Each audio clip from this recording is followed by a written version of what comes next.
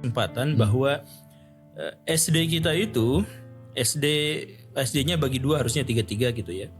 SD kita itu SD bagi dua gimana maksudnya Tuan Guru?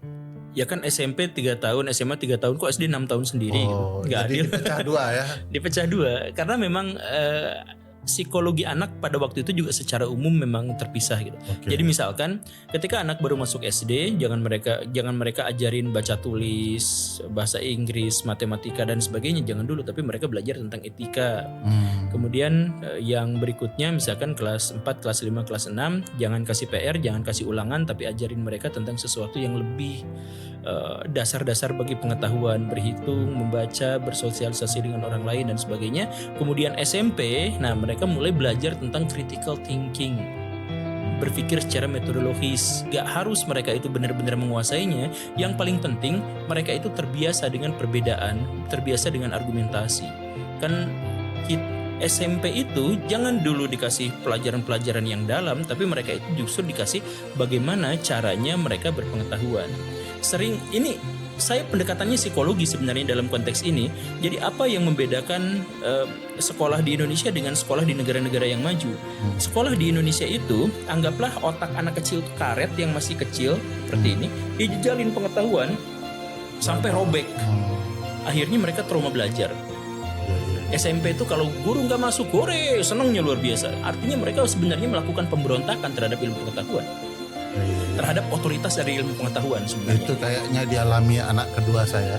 Karena dia masuk ketika COVID, Zoom, itu dijujolin matematika ini segala macam. Akhirnya dia kalau sekolah itu malas gitu. Nah iya itu khawatirnya gitu. Nah sedangkan pendidikan di negara-negara barat itu waktu SD SMP itu gak dikasih ilmu pengetahuan, gak dijalin, tapi ininya dibuka, ditarik-tarik gitu, sehingga supaya dia cukup untuk menampung ilmu pengetahuan. Betul sekali. Jadi seiring bertumbuhnya usia ditarik-tarik kayak gini.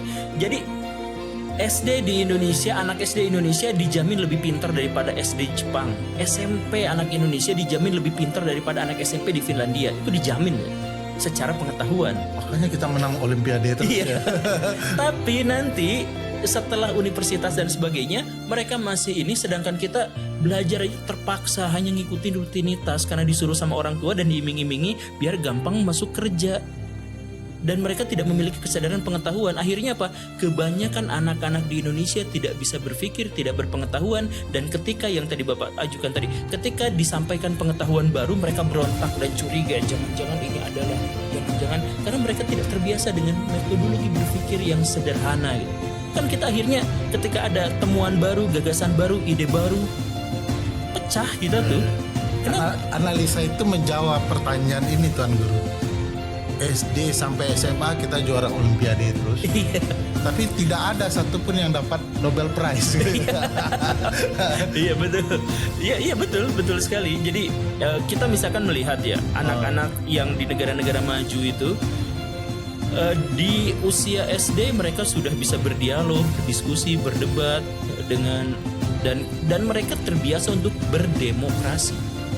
Jadi anak-anak siapa di sini yang mau jadi ketua kelas? Banyak tuh yang ngacu. Saya kenapa? Karena mereka percaya bahwa mereka punya visi, punya gagasan yang harus diwujudkan. Nah, sedangkan anak Indonesia, siapa di sini mau jadi KM? Maju. Persis begitu. Sampai kuliah. Kita nggak punya, karena ketika kita disodori, ayo menggagas sesuatu. Kamu kan kalau misalkan jadi ketua kelas berarti dia punya gagasan yang harus diimplementasikan dalam kelas itu. Mereka tidak punya, mereka gagap. Makanya salah satu yang kemudian saya kritik keras adalah kita dididik menjadi mental budak. Mental budak adalah ketika diberikan kebebasan, mereka galau dan tidak mau melakukan apa-apa, tidak bisa melakukan apa-apa. Ketika kita dikasih libur panjang waktu sekolah, kita nggak melakukan apa-apa, bingung. Dan kita hanya bisa melakukan apa-apa ketika waktu sekolah dikasih perintah, dikasih komando. Dan inilah pula yang menyebabkan orientasi anak di Indonesia sekolah dan kuliah adalah untuk nyari kerja. Karena mereka menuntut di komando, nuntut disuruh. Karena ketika mereka tidak disuruh dan dituntut, mereka nggak ngapa-ngapain. Mereka nggak tahu apa yang harus mereka lakukan. Di Indonesia, pengangguran adalah sesuatu yang paling menakutkan. Karena ketika nganggur dan disuruh berinisiatif sendiri, mereka galau apa yang harus dilakukan. Kalau misalkan saya dikasih pengangguran, ya seneng lah. Berarti saya punya waktu yang sangat luang untuk bisa mengeksplorasi apa yang bisa saya lakukan. Di Indonesia ditakuti pengangguran itu karena nggak ada yang mengontrol saya, nggak ada yang mengomando saya untuk melakukan sesuatu. Saya ada kecurigaan saya itu begini. Saya nggak yakin Tuan Guru ini punya daya kritik dan kemampuan untuk membaca banyak hal dari sekedar sekolah. Saya curiga orang tua juga punya pola pendidikan yang berbeda dengan yang lain. Gimana sih orang tua ngajarin itu? Kan nggak mungkin nih. Saya nggak yakin sih, perspektif saya ya. Orang yang punya daya penasaran seperti ini lalu hanya dapat dari sekolah, saya agak kurang yakin saya. Salah nggak saya tuh Tuan Guru? Saya juga tidak tahu metode orang tua saya mengajar itu seperti apa. Bahkan sejak waktu kecil itu saya sering memberontak gitu. Saya sering tidak setuju. Bahkan saya tuh sering dimarahin sama orang tua saya karena berbicara terlalu lancang gitu. Tapi ketika saya punya anak, saya baru sadar bahwa apa yang orang tua saya berikan kepada saya itu adalah kebebasan berbicara itu. Bukan, kebahagiaan. Saya dikasih sejak kecil itu apa yang tidak diberikan oleh kepada teman-teman saya. Saya bebas beli mainan yang saya mau. Apa saja gitu. Apa saja. Jadi saya punya mainan paling banyak. Bahkan ketika pada waktu itu ekonomi orang tua saya itu sangat-sangat sederhana, sangat sedikit. Biasa saja gitu ya. Bukan biasa aja, saya tuh waktu kecil tuh saya hampir mati tenggelam. Gara-gara saya tinggal di kontrakan yang sangat kecil, orang tua saya kerja dua-duanya, ya karena untuk mencari nafkah itu, hujan besar, saya tidak disimpan di ranjang, tidak disimpan di kursi, disimpannya di lantai, hampir tenggelam itu saya.